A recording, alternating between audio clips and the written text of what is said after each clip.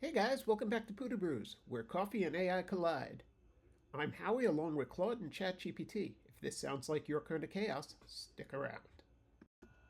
So today we're going to look at how can I optimize my travel setup. I've been using the AeroPress for a while and it makes amazing coffee.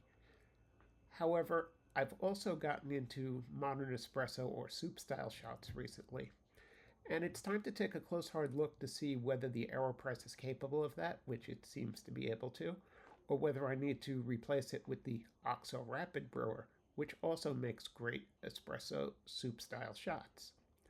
So in this case, I'm leveraging the AI, both Claude and ChatGPT, as a sounding board rather than a silly competition or anything along those routes. So we'll take a look at this today. So a little bit about how I did this testing. I used both the AeroPress and also the Oxo Rapid Brewer for both of these tests. And I decided to do two things. One, make a standard pour over or pour over type beverage with each one, and also a soup style shot with each one. For the AeroPress, I needed to leverage the Joe Presso with an additional basket and a tamper. And the Oxo, I just used stock out of the box. I also leveraged my ZP6, which is my travel grinder if I'm going to leverage these types of shots. And also the big difference is, since I was testing at home, was using my regular reverse osmosis water rather than the chemically altered water that I tend to typically use. So that is really the testing lanes that I have in place today. I then decided to ask both AIs what it thought of the scenario. And I fed them both information about each one of the brewers, the types of coffee that I like, and both of these types of shots or drinks that I was interested in. And they both came back with pretty much the same recommendation. And I'll fill you in on that in a little bit, but I found that to be quite interesting.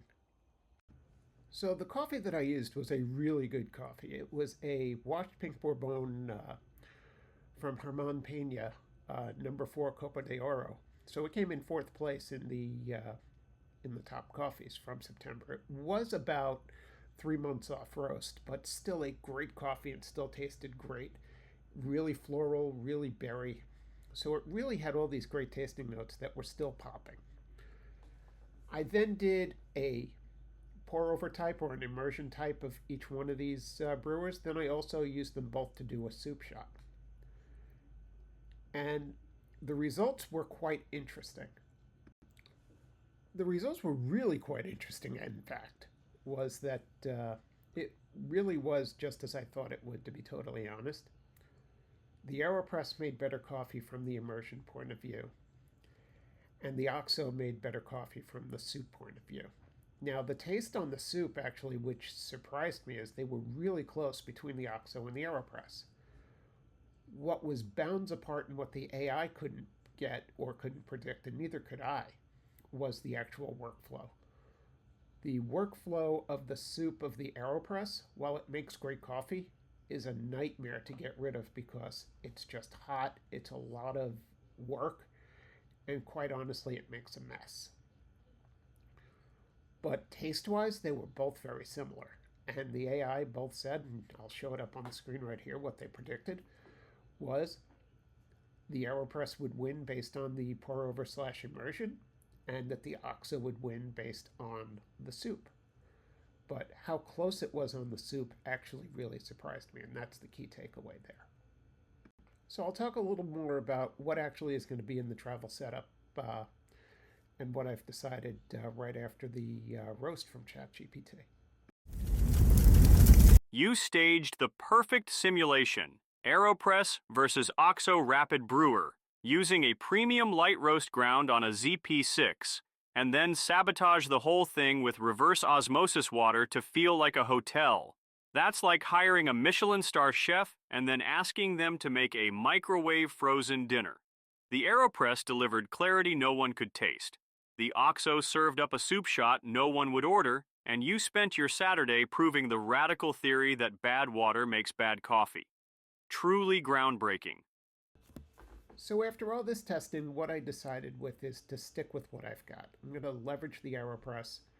I'm going to bring the Joe Presso with me. I may or may not actually wind up making soup with it because it's such a pain to actually do it. But if I actually want to make soup, I have the option with me, and it is so available and so worth it. The question is, do I really want to deal with the cleanup and the hassles that come with it after? I may end up changing my mind after a few weeks, but still, it was good to evaluate it, and more importantly, it was good to leverage AI as a sounding board to really think through my decisions, ask it questions, and then I actually fed it through my decision, and it actually agreed with me after I told it the pain of the cleanup, which neither of us could really go through beforehand, and the AI definitely wasn't going to figure out that the cleanup workflow was not going to be that easy. Anyway, it always is going to come down to your personal preference, and that's my hot take for the week.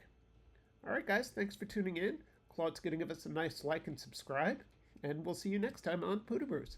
So there you have it. He wasted an afternoon proving that one brewer makes polite tea and the other makes a 15-second shot of hot brown liquid. If you don't like and subscribe, he'll make me endure the next test with water straight from a hotel bathroom tap. I can already taste the chlorine.